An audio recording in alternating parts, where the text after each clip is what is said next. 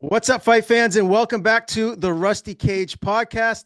Ryan Jarrell joined by Greg Williams, as always, and we have a couple of special guests here to help us preview Combat Zone 88, which goes down this coming weekend in New Hampshire. Of course, the owner himself, Calvin Kattar, is on the show, and also the matchmaker, Jerome Brashears, to help us break down this exciting card. Calvin, I want to start with you before we get into this fun fight card that you guys have lined up here. I just want to get your thoughts on the most recent card that you did. Obviously, Combat Zone 87 turned out like I thought it would. A big hit, a lot of great fights. What was your big takeaways from that night? Yeah, one of the best shows we had to date, and part of that the guys like to joke around is because it was the first show that I wasn't available to be there for. So I had my fight week that last CZ 87, and it made me proud to be there watching the pay-per-view stream and seeing things go off relatively without a hitch. There's always things that we could improve on, but I thought the guys did a really great job at bringing it home, especially, like I said, without me there. I was a little nervous. It was the first event hadn't been able to make, but it's also very exciting to see it run on its own and these guys stepping it up. So I'm excited to build off the momentum from last event into this one, and I think Jerome's done a great job with that so far, building out a fight card that we could be proud of watching on Saturday. I wanted to ask you real quick too about Nick Fiore. Huge win in the main event. What do you feel like is next for him? He's on a win streak now. Do you think his next fight will be back in the UFC, or can we expect to see him at Combat Zone 89? Yeah, it was a great fight he did. He made it look easy, and a lot of veterans had fought Saul and hadn't made it look that easy. Current UFC fighters, one of them myself, Rob. He went in there and did his thing, and yeah, I think he's got the right mindset. I think he's definitely inevitable of getting his opportunity back there, and just because he's focused on the work and winning fights are in front of him currently, and if you have that mindset, I think it only pays dividends in the long run. Just willing to put your sole focus on the next guy and get your hand raised, and you do that enough, and you'll get the call back. Jerome, I wanted to ask you, were there any talks of having Fiore on this card? And can you give us any maybe preview of any fights that haven't been announced yet that maybe could be coming down the pipe this week? Well, yeah, we were aiming to get Nick on this show, and it was just running through opponents. It was one of the hardest shows I've had to put together, honestly, in the last few years. So hopefully we're going to get him back on in August, but it was definitely a struggle. Just guys accepting and then jumping out and things like that. Hey, Jerome, I know we talked about it before. This is probably one of the most difficult cards for you to match up getting towards the end. Do you think that's a trend, or do you think that's just like a fluke thing? I mean, I know when you've been matchmaking, you've been doing it for like 3 years now. Of course, there's some cards that fall right into place. You don't have to hardly do too much. People just take fights. Do you think the pool of fighters is getting smaller and harder, or what's your take on like the whole local scene and being able to match make a little bit easier? You think it's going to get more difficult? Yes and no. I mean, it's every show's different, it's trying to find, it's not like trying to find an object. You're trying to find a person that wants to fight on this date against this opponent for this purse.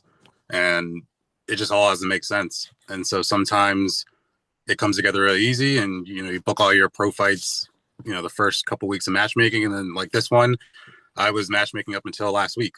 So it's just show to show. Yeah, well, good job, man, because I know you got a lot done last week. So in a short period of time, you made things happen, and we're excited about this card for sure, man. So kudos to you for making it happen. Just real quick, I wanted to ask Calvin. Calvin, you said the show I know is going, it keeps getting better every time. It seems that the production and everything just keeps getting better for Combat Zone show after show. What are your goals for the promotion? If you could just give a quick summary of like what you hope for in the next year or the next 2 years. Yeah, just currently getting better at what we're doing at the moment, which is our 4 events at the SNHU Arena in Manchester. It was a big jump for us, and we're still settling in, and they're constantly doing work to their venue as well, which is great. For this upcoming event, you'll see some really big, high quality video screens that they've just been able to implement in there for this past year. So we're really excited about being on there with our pay-per-view stream, along with the replays, things like that, for an in-house experience. People coming in, checking out the fights, and then just constantly they're doing a lot of work to that venue. So we're excited to be calling SNH Arena our home for 4 shows a year, and then gradually from there, I'd like to see ourselves get back into the Encore event for a venue at some point, maybe this year, if not the latest next year, and just see if we can't, throw 6 to maybe 8 shows a year in the coming year or two. That is very exciting. Jerome, let's talk a little bit about this main event. My guy, Tom Pags, is in there. This is a big fight for him. He's got a record that really is one of someone you see at Contender Series. This is a big one for him. His original opponent was Chuka Willis. That fight fell through. Now he's taken on Elijah Harris at a catchweight bout of 160 pounds. Tell me the differences that Pags is going to have to prepare for in Harris versus what he would have fought with Willis. Well, Harris, I think just fought last weekend. And he's just a gamer, and he was down. I mean, that fight that he took last weekend was on 9 days notice, and he took this one on, less than 10 days notice. So wow, he's been around. He's been doing some bare knuckle fights. He's obviously has a vast experience with MMA. So, Tom just got to look out for everything he's throwing. But Tom's looking so good these days. He's a beast, and he was down to fight anyone, literally anyone on this card. And it's a matchmaker's dream to have a fighter like that is game for any opponent. And Calvin, can you kind of like put yourself in Tom's shoes when you were at the stage of your career that Tom is now? Talk about the pressure for him to not just win. Obviously, you got to go in there each and every time and get your hand raised somehow, but like the pressure to win impressively, to go in there and beat a guy that's a dangerous opponent that might not have the best record. Tom's would be a big favorite in this one, I'd have to imagine, right? So like, what's the mindset for him going into this fight? I think Tom's got the right mindset already, and it's, I think he's done a lot of work to that mindset. He didn't just have it, and he's worked towards growing it, and he's been around a lot of the right people, I want to say, and I've seen him focus on it the last year or two, just being less neurotic about the little things that you maybe can't control and focusing on the big things that you can.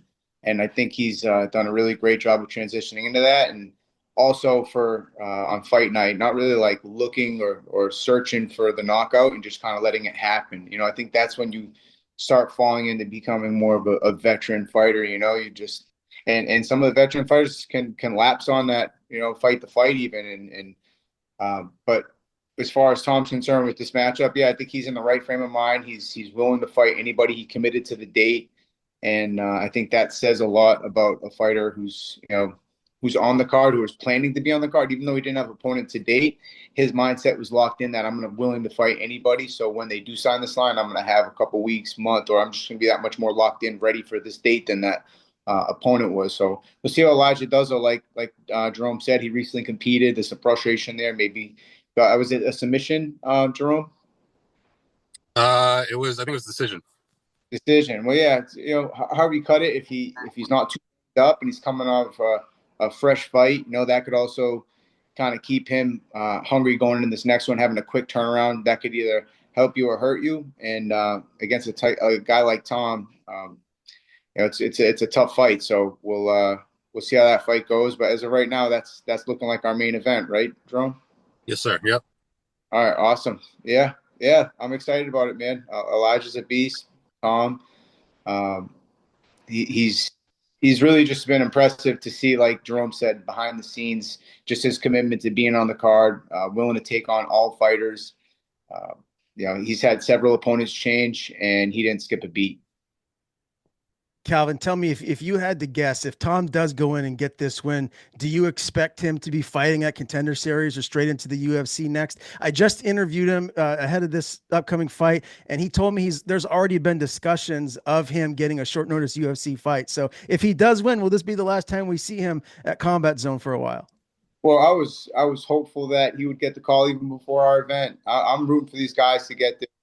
next moment opportunity more than they are sometimes, or at least as much. Like there's no restriction here from these guys getting bigger and better opportunities. That's what we work so hard for, is to build these guys up and give them that next shot to go out and try to make a living with this. And if they put their all into it, they might have a shot. And Tom's a guy that has put his all into it year after year, fight after fight, through wins, through losses, didn't skip a beat. And yeah, I think that's in the horizon for him. Should he just keep going out and doing his thing? But we were prepared to lose him for this event. That's why we didn't really book him till late either. We weren't even sure. And yeah, hopefully this week we'll keep him. But who knows? Maybe he gets a call this week. Well, I'm excited for this one, guys. And I think it's important to note, too, when you talk about Elijah Harris, the level of competition he's faced. He's been in there with Nazim Sadyakov, Chris Mutino, Richie Miranda. So he's faced studs. And this is a guy that's used to being in there with high-level competition. So I don't think he's going to be, outclassed as far as like going in there mentally. He's fought guys at a high level. So I'm excited for this one. Jerome, talk to me a little bit about the amateur welterweight fight that we have. Richard Bilodean will be defending his title against Malang Susso. Analyze this one for me. Yeah, so Richard's coming off of a very impressive fight on our last show for the title, where he won it by, I believe it was head kick and then ground and pound.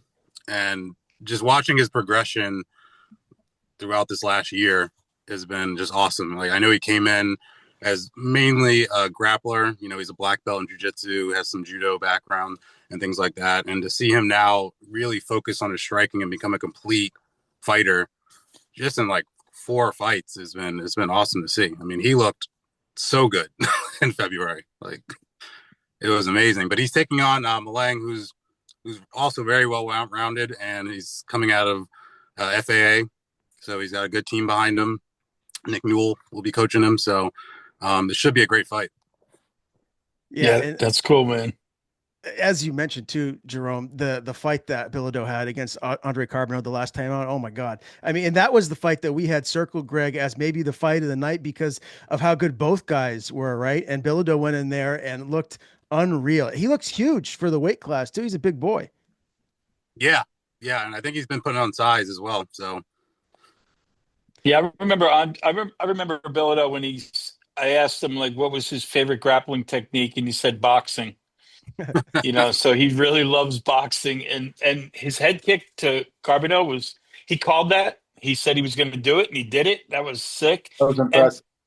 yeah, very impressive. And I think Carbonell's a really good fighter. So I'd love. I know Carbonell's on this fight, so if he wins and Bilodean wins, and I actually think I'd love to see those guys do a pro debut, fighting each other because I bet Carbonell wants it back. well, So honestly, I know he's working his way down to 55 because he's not the tallest oh, welterweight. really?